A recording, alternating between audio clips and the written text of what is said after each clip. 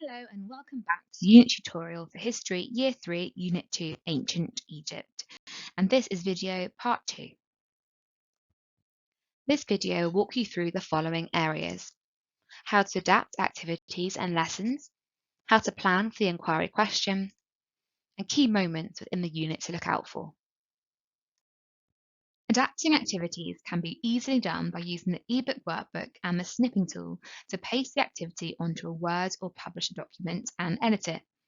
From there, you can print it and stick the adapted activity into your exercise book or directly over the workbook original activity.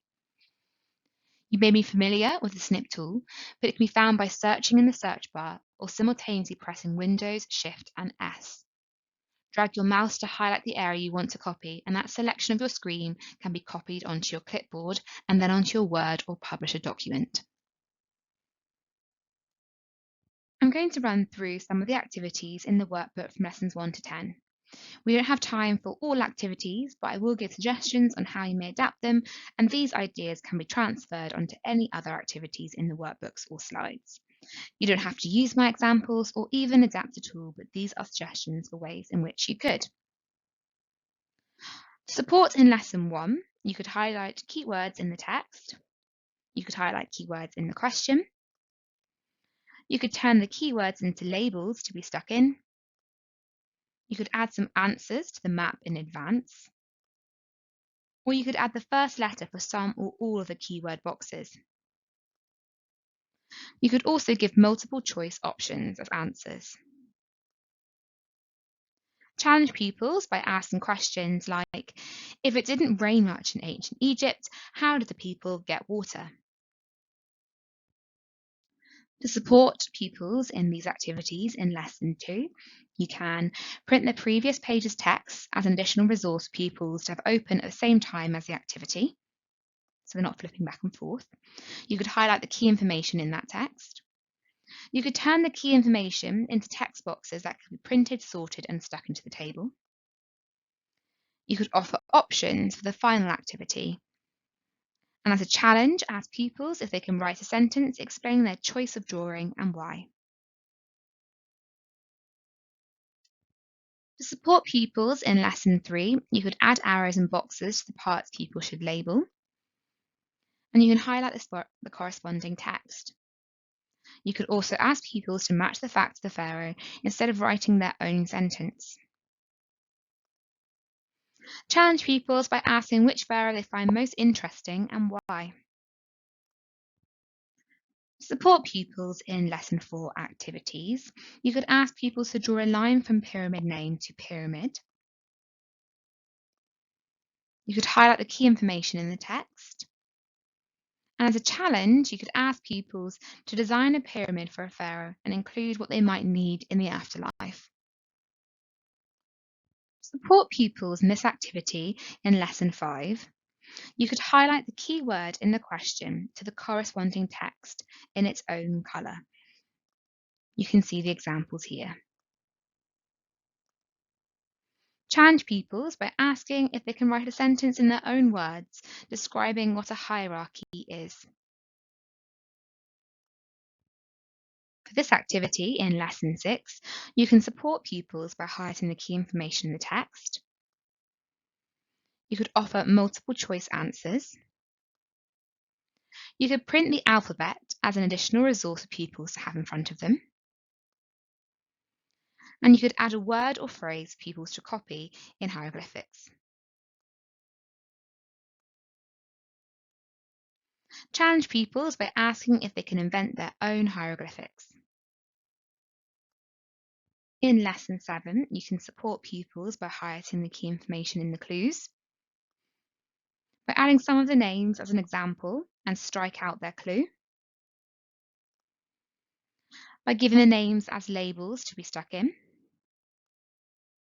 by adding arrows and labels to parts of the gods that the clues describe. And for a higher level of support, give the top 3 gods only for pupils to answer. Challenge pupils by asking them which god they'd like to learn more about and why.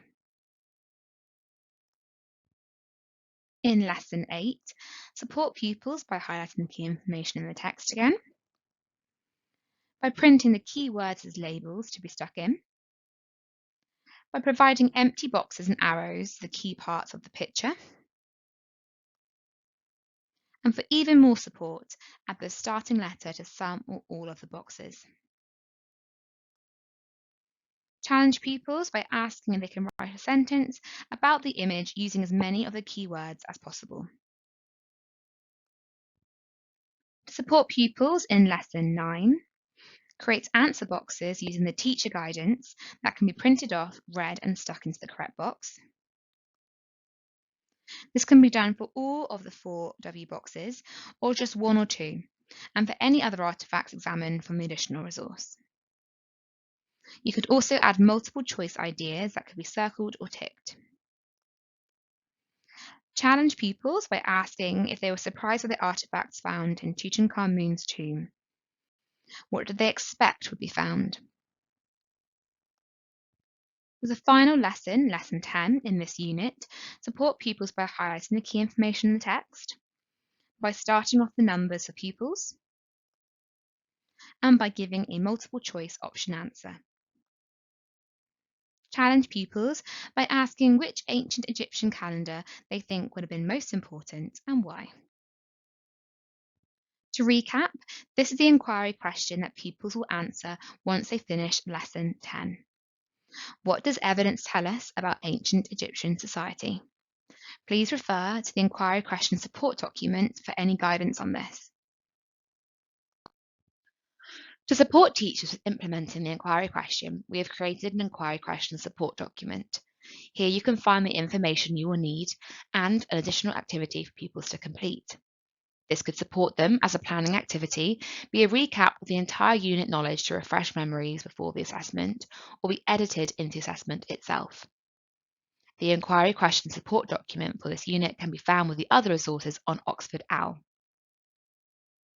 There are a variety of ways in which the inquiry question could be answered, such as an extended write, a poster, a presentation, a question paper, a multiple choice quiz, or whatever best suits your class.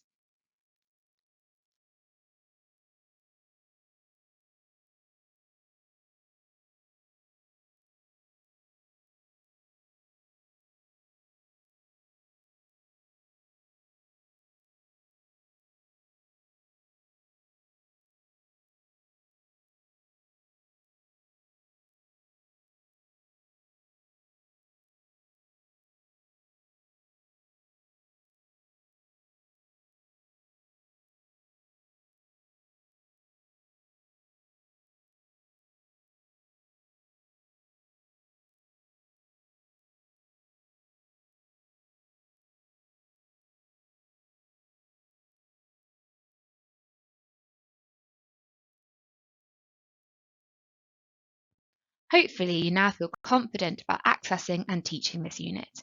Any questions, please send to primarymastery@curriculumplus.org.uk, and we welcome all feedback to ensure that these resources are as supportive as possible for you and your pupils.